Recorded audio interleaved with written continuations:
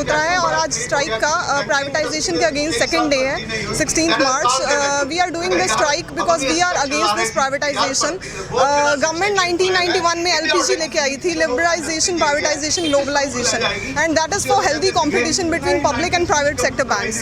But now अब government क्या कर रही है कि प्राइवेट सेक्टर्स को ही सिर्फ बढ़ावा दे रही है और पब्लिक सेक्टर को बेचती जा रही है। It's not called privatisation, it is called selling. Basically government तरकीबें सोच रही है कि अगले 3-4 साल में वो कैसे पैसा कमा सकती है। हमारी जनरेशन के बारे में सोच नहीं रही है कि आगे 30-40 साल में हमारी जनरेशन का क्या होगा।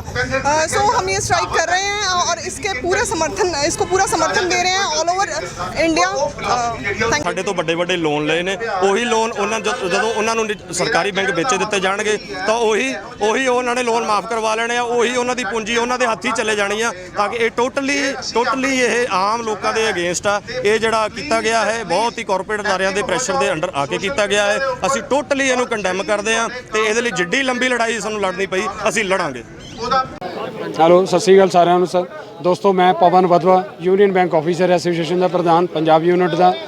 ਅੱਜ ਅਸੀਂ ਬੈਂਕਿੰਗ ਇੰਡਸਟਰੀ ਵੱਲੋਂ 2 ਦਿਨ ਦੀ ਸਟ੍ਰਾਈਕ ਕਾਲ ਦਿੱਤੀ ਸੀ।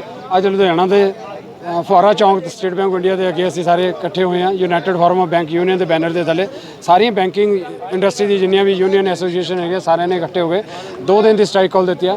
ਦੋਸਤੋ, ਇਹ ਸਟ੍ਰਾਈਕ ਕਾਲ ਜਿਹੜੀ ਹੈਗੀ ਆ ਆਪਣੀ ਭਾਰਤ ਸਰਕਾਰ ਦੀਆਂ ਜਿਹੜੇ ਪਬਲਿਕ ਸੈਕਟਰ ਅਦਾਰੇ ਆ, ਸਰਕਾਰੀ ਬੈਂਕਾਂ ਨੂੰ ਪ੍ਰਾਈਵੇਟ ਕਰਨ ਜਾ ਰਹੇ ਆ, ਉਹਦੇ ਅਗੇਂਸਟ ਦਿੱਤੇ ਆ।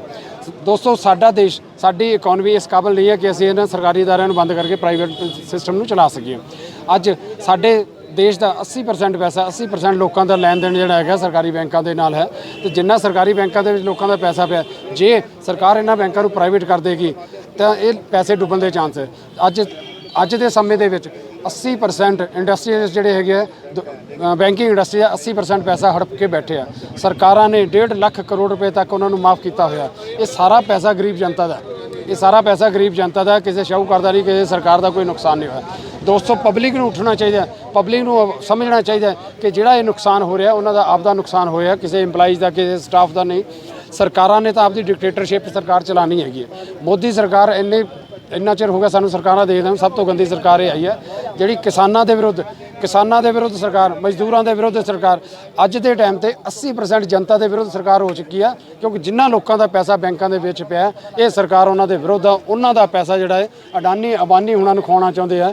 ਇਹੀ ਇਹਨਾਂ ਦਾ ਪਰਪਸ ਹੈ ਕਿ ਦੇਸ਼ ਦੀ ਜਨਤਾ ਗਰੀਬ ਹੋ ਜੇ, ਉਹਨਾਂ ਕੋਲੇ ਰੋਟੀ ਖਾਣ ਜੋਗੇ ਪੈਸੇ ਨਾ ਬਚਣ, ਉਹ ਇਸੇ ਤੇ ਰਹਿ ਜੇ, ਰੋਟੀ ਦੇ ਚੱਕਰ ਦੇ ਵਿੱਚ ਹੀ ਰਹਿ ਜਾਣ।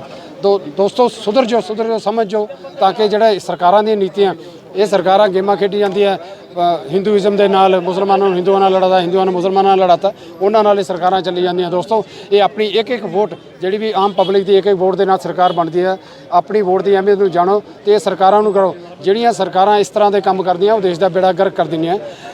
ਕਹਿੰਦੇ ਨੇ 7 ਪੁਸਤਾਂ ਦੀ ਕਮਾਈ ਹੋਈ ਜ਼ਮੀਨ ਜਾਇਦਾਦ ਹੈ, 1 ਪੁਸਤ ਖਤਮ ਕਰ ਦਿੰਦੀ ਹੈ। ਇਹ ਸਾਡੀ 1 ਪੁਸਤ ਆਈ ਹੋਈ ਹੈ ਜਿਹੜੀ 17 ਸਾਲਾਂ ਦੀ ਸਾਡੀਆਂ ਕਮਾਈਆਂ ਹੋਈਆਂ। ਇੰਦਰਾ ਗਾਂਧੀ ਸਰਕਾਰ ਦੇ ਟਾਈਮ ਤੇ ਜਿਹੜੇ ਸਰਕਾਰੀ ਅਦਾਰੇ ਬਣਾਏ ਗਏ ਆ, ਜਵਾਹਰ ਲਾਲ ਨਹਿਰੂ ਦੇ ਟਾਈਮ ਤੇ ਸਰਕਾਰੀ ਅਦਾਰੇ ਬਣਾਏ ਹੋਏ ਆ। ਹੁਣ ਇਹ ਨਿਕੰਮੇ ਪੁੱਤ ਹੈ ਸਰਕਾਰੀ ਪ੍ਰਾਪਰਟੀਆਂ ਨੂੰ, ਸਰਕਾਰੀ ਜ਼ਮੀਨਾਂ ਜਾਇਦਾਦਾਂ ਨੂੰ ਵੇਚ ਕੇ ਆਪਦਾ ਘਰ ਤੇ ਆਪਦੇ ਜਿਹੜੇ ਬਿਜ਼ਨਸਮੈਨ ਯਾਰ ਦੋਸਤ ਆ ਉਹਨਾਂ ਦੇ ਘਰ ਭਰਨ ਦੇ ਪਾਸੇ ਲੱਗੇ ਹੋਏ ਆ। ਦੋਸਤੋ, ਇਹਦੇ ਨਾਲ ਦੇਸ਼ ਨਹੀਂ ਚੱਲਦਾ। 2 ਸਾਲ 4 ਸਾਲ ਤੱਕ ਨਿਕੰਮਾ ਪੁੱਤ ਕੱਢ ਲੈਂਦਾ ਹੈਗਾ। ਜ਼ਮੀਨ ਜਾਇਦਾਦਾਂ ਵੀ ਜ਼ਿਆਦਾ ਚਿਰ ਨਹੀਂ ਚੱਲਦੀਆਂ। ਕਿੰਨਾ ਚਿਰ ਸਰਕਾਰੀ ਅਦਾਰੇ ਵੇਚਣਗੇ? ਅਸੀਂ ਪਬਲਿਕ ਦੇ ਨਾਲ ਰਲ ਕੇ ਇਸ ਦੇ ਖਿਲਾਫ ਆ। ਪੂਰੇ ਤਨ ਮਨ ਧਨ ਦੇ ਨਾਲ ਅਸੀਂ ਇਹਦੇ ਅਗੇਂਸਟ ਚੱਲੀ ਜਾਂਦੇ ਹੈਗਾ ਕਿ ਸਰਕਾਰੀ ਅਦਾਰੇ ਪ੍ਰਾਈਵੇਟ ਨਹੀਂ ਹੋਣੇ ਤੇ ਨਾ ਹੀ ਹੋਣ ਦੇਣੇ ਆ। ਸਰਕਾਰਾਂ ਤਾਂ ਆਉਣੀਆਂ ਜਾਣੀਆਂ, ਸਰਕਾਰਾਂ ਨਹੀਂ ਰਹਿਣੀਆਂ ਹੈ। ਇਹ ਸਰਕਾਰਾਂ ਨੂੰ ਇਹਦਾ ਕੰਪਨਸੇਸ਼ਨ ਦੇਣਾ ਪਏਗਾ। ਇਹ ਜੀਓ ਜਾਂ ਮਰੋ, ਕਰੋ ਤੇ ਮਰੋ ਦੇ ਸਰ ਅਸੀਂ ਜਾਣਗੇ। ਜੇ 120 ਦਿਨ ਸਾਡੇ ਕਿਸਾਨ ਭਰਾ ਉੱਥੇ ਬੈਠ ਕੇ ਡੈਮੋਨਸਟ੍ਰੇਸ਼ਨ ਕਰ ਸਕਦੇ ਆ, ਇਹ ਵੀ ਉਦੋਂ ਤੱਕ ਡੈਮੋਨਸਟ੍ਰੇਸ਼ਨ ਹੈ ਦੋਸਤੋ ਜਿਨ੍ਹਾਂ ਤੱਕ ਕਿਸੇ ਦੇ ਸਬਰ ਦਾ ਪੈਮਾਨਾ ਛਲਕਣ ਨਹੀਂ ਦੇਣਾ ਚਾਹੀਦਾ। ਜਿਸ ਦਿਨ ਸਾਡੇ ਜ਼ਿਮੀਂਦਾਰ ਭਰਾਵਾਂ ਦਾ ਪੈਮਾਨਾ ਛਲਕ ਗਿਆ ਨਾ ਮੋਦੀ ਬਚੂ, ਨਾ ਨਰਿੰਦਰ ਮੋਦੀ ਬਚੇਗਾ, ਨਾ ਸ਼ਾਹ ਬਚੇਗਾ, ਨਾ ਇਹਨਾਂ ਦੀ BJP ਸਰਕਾਰ ਬਚੇਗੀ। ਅੱਗ ਲਾ ਕੇ ਰੱਖ ਦਿਆਂਗੇ ਦੇਸ਼ ਦੇ ਵਿੱਚ। ਜਿਸ ਹਿਸਾਬ ਨਾਲ ਇਹਨਾਂ ਨੇ ਪ੍ਰੋਗਰਾਮ ਬਣਾਈ ਬੈਠੇ ਆ ਵੀ ਸਾਰੇ ਦੇਸ਼ ਨੂੰ ਪਾੜੋ ਤੇ ਰਾਜ ਕਰੋ ਦੀ ਨੀਤੀ ਅਪਣਾ ਰਹੇ ਆ। ਇਹ ਅੰਗਰੇਜ਼ਾਂ ਵਾਲੀ ਨੀਤੀ ਹੈ। ਅੰਗਰੇਜ਼ਾਂ ਵਾਲੀ ਨੀਤੀ ਹਿੰਦੁਸਤਾਨ ਦੇ ਵਿੱਚ ਨਹੀਂ ਚੱਲੇਗੀ, ਨਹੀਂ ਚੱਲੇਗੀ। ਦਿੱਲੀ ਸਾਡਾ ਜਿਹੜਾ ਹੈਗਾ ਇਹ ਡੈਮੋਨਸਟ੍ਰੇਸ਼ਨ ਆਲ ਇੰਡੀਆ ਦੇ ਵਿੱਚ ਆ। ਛੋਟੇ ਤੋਂ ਛੋਟੇ ਸ਼ਹਿਰ, ਵੱਡੇ ਤੋਂ ਵੱਡੇ ਸ਼ਹਿਰ, ਹਰੇਕ ਦੇ ਸ਼ਹਿਰ 'ਚ ਕੋਈ ਵੀ ਬੈਂਕ ਅੱਜ ਦੀ ਡੇਟ ਦੇ ਵਿੱਚ 2 ਦਿਨਾਂ 'ਚ ਕੋਈ ਵੀ ਸਰਕਾਰੀ ਬੈਂਕ ਨਹੀਂ ਖੁੱਲ੍ਹਾ। ਕੋਈ ਵੀ ਸਰਕਾਰੀ ਬੈਂਕ ਦਾ ਇੰਪਲਾਈਜ਼ ਜੌਬ 'ਤੇ ਨਹੀਂ ਗਿਆ। ਜਿੰਨੇ ATM ਹੈ, ATM ਇੱਕ ਦਿਨ ਚੱਲੇ, ਸਾਰੇ ATM ਬੰਦ ਹੈ। ਪਬਲਿਕ ਨੂੰ ਬਹੁਤ ਹਰਾਸਮੈਂਟ ਆਉਂਦੀ, ਅਸੀਂ ਮਾਫੀ ਮੰਗਦੇ ਹਾਂ, ਲੇਕਿਨ ਸਾਡੀ ਵੀ ਮਜਬੂਰੀ ਹੈ। ਪਬਲਿਕ ਇੰਟਰਸਟ ਦੇ ਵਿੱਚ ਅਸੀਂ ਜਿਹੜੇ ਸਟ੍ਰਾਈਕ ਕਰ ਰਹੇ ਹਾਂ, ਪਬਲਿਕ ਦੇ ਬੈਨੀਫਿਟ ਵਾਸਤੇ ਹੀ ਕਰ ਰਹੇ ਹਾਂ। ਇਹਦੇ 'ਚ ਅਸੀਂ ਤਾਂ ਨੌਕਰ ਆਦਮੀ ਜੌਬ ਕਰਨੀ ਹੈ, ਜੌਬ ਸਾਡੀ ਚੱਲੀ ਜਾਣੀ ਹੈਗੀ, ਠੀਕ ਹੈ। ਲੇਕਿਨ ਇੱਕ ਮੰਨ ਕੇ ਚੱਲੋ ਵੀ ਜਿਹੜੀ ਸਰਕਾਰੀ ਅਦਾਰਿਆਂ ਦੇ ਵਿੱਚ ਜੌਬ ਹੁੰਦੀ ਆ ਉਹਦੇ 'ਚ ਲੇਡੀਜ਼ ਵੀ ਵਧੀਆ ਐਡਜਸਟ ਹੁੰਦੇ ਆ, ਕੋਈ ਪੜ੍ਹਿਆ ਜ਼ਿਆਦਾ ਪੜ੍ਹਿਆ ਲਿਖਿਆ ਘੱਟ ਪੜ੍ਹਿਆ ਲਿਖਿਆ ਸਾਰਿਆਂ ਨੂੰ ਬਰਾਬਰ ਦਾ ਹੱਕ ਮਿਲਦਾ ਹੈਗਾ। ਦੋਸਤੋ ਇਸ ਸ੍ਰਿਸ਼ਟੀ ਦੇ ਵਿੱਚ ਰਹਿਣਾ, ਜੇ ਬਰਾਬਰੀ ਦਾ ਹੱਕ ਨਹੀਂ ਹੈ ਤਾਂ ਸਾਨੂੰ ਜਿਉਣ ਦਾ ਕੋਈ ਫਾਇਦਾ ਨਹੀਂ ਹੈ। ਜੇ ਇੱਕ ਭਰਾ ਵੱਡਾ ਹੋਊਗਾ, ਇੱਕ ਭਰਾ ਜ਼ਿਆਦਾ ਪੈਸੇ ਵਾਲਾ ਹੋਊਗਾ, ਦੂਜਾ ਘੱਟ ਪੈਸੇ ਵਾਲਾ ਹੋਊਗਾ, ਤਾਂ ਉਹ ਘਰ ਦੇ ਵਿੱਚ ਉਹਨਾਂ ਦੀ ਨਿਭਦੀ ਨਹੀਂ ਹੈ। ਇਹ ਜਿਹੜੀਆਂ ਸਰਕਾਰ ਦੀਆਂ ਨੀਤੀਆਂ ਪਾੜੋ ਤੇ ਰਾਜ ਕਰਨ ਦੀਆਂ ਨੀਤੀਆਂ, ਇਹਨਾਂ ਦੇ ਵਿਰੁੱਧ ਸਾਨੂੰ ਸਾਰੀ ਜਨਤਾ ਨੂੰ ਇਕੱਠੇ ਹੋਣਾ ਚਾਹੀਦਾ। ਅਸੀਂ ਸਾਰੀ ਜਨਤਾ ਦੇ ਅੱਗੇ ਸਾਰੇ ਭਰਾਵਾਂ ਅੱਗੇ ਬੇਨਤੀ ਕਰਾਂਗੇ ਕਿ ਸਾਰੇ ਪਰਿਵਾਰ ਇਕੱਠੇ ਹੋ ਤੇ ਸੜਕਾਂ ਤੇ ਆਓ। ਪੈਟਰੋਲ ਵੱਧ ਗਿਆ, ਡੀਜ਼ਲ ਵੱਧ ਗਿਆ, ਗੈਸ ਸਿਲੰਡਰ ਵੱਧ ਗਏ, ਕਿਸੇ ਨੇ ਵੀ ਕੋਈ ਆਵਾਜ਼ ਨਹੀਂ ਉਠਾਉਂਦੇ। ਅਸੀਂ ਇੰਨੇ ਭਾਰ ਦੇ ਵਿੱਚ ਦੱਬੇ ਹੋਏ ਹਾਂ ਕਿ ਅਸੀਂ 84 ਦੇ ਚੱਕਰ ਦੇ ਉਲਝੀ ਜਾਂਦੇ ਹੈਗੇ ਹਾਂ, ਵੀ ਰੋਟੀ ਦੇ ਚੱਕਰ 'ਚ ਹੀ ਉਲਝੇ ਹੋਏ ਹਾਂ। ਸਾਡੇ ਦਿਨ ਦੀ ਕਹਿੰਦੇ ਕਿ ਰੋਟੀ ਖਾ ਲਈ ਤਾਂ ਉਹਨੂੰ ਸ਼ਾਮ ਦਾ ਫਿਕਰ ਹੈ, ਸ਼ਾਮ ਦੀ ਖਾ ਲਈ ਤਾਂ ਦਿਨ ਦਾ ਫਿਕਰ ਹੈ। ਇਹ ਸਰਕਾਰਾਂ ਇਹੀ ਚਾਹੁੰਦੀਆਂ ਵੀ ਬੰਦੇ ਕੋਲੇ ਸਿਰਫ ਰੋਟੀ ਜੋਗੇ ਪੈਸੇ ਹੋਣ, ਉਹਦੇ ਕੋਲ ਇੰਨਾ ਦਿਮਾਗ ਹੀ ਨਾ ਹੋਵੇ ਕਿ ਵਰਤਣ ਤੇ ਆਪਦੀ। ਇਹਨਾਂ ਸਰਕਾਰਾਂ ਦਾ ਕੀ ਹੈ ਕਿ ਪੈਸੇ ਇਕੱਠੇ ਕਰਕੇ ਗਰੀਬ ਬੰਦੇ ਨੂੰ ਪੈਸੇ ਦੇ ਕੇ ਵੋਟਾਂ ਖਰੀਦਣ ਦੇ ਕਰਕੇ ਸਰਕਾਰਾਂ ਬਣੀਆਂ। ਸਮਝਦਾਰ ਬੰਦੇ ਜਿਹੜੇ ਸਰਕਾਰਾਂ ਨੂੰ ਪਾਉਂਦੇ ਹੈਗੇ, ਸਮਝਦਾਰਾਂ ਇਨਸਾਨਾਂ ਨੂੰ ਵੀ ਪਾਉਂਦੇ ਆ, ਲੇਕਿਨ ਜਿਹੜੀਆਂ ਮੁੱਲ ਦੀਆਂ ਵੋਟਾਂ ਬਣਦੀਆਂ ਹੈਗਾ ਉਹਨਾਂ ਨਾਲ ਉਹੀ ਵੋਟਾਂ ਜਿਹੜੀਆਂ ਸਾਨੂੰ ਖਰਾਬ ਕਰਦੀਆਂ। ਅਸੀਂ ਉਹੀ ਗਰੀਬ ਆਦਮੀਆਂ ਦੇ ਪੈਸੇ ਬਚਾਉਣ ਦੇ ਪਿੱਛੇ, ਉਹਨਾਂ ਗਰੀਬ ਆਦਮੀਆਂ ਦੀ ਜਿਹੜੀ ਪੂੰਜੀ ਬਚੀ ਹੋਈ ਆ ਉਹਨੂੰ ਬਚਾਉਣ ਦੇ ਪਿੱਛੇ ਸਟ੍ਰਾਈਕ ਕਰ ਰਹੇ ਹਾਂ।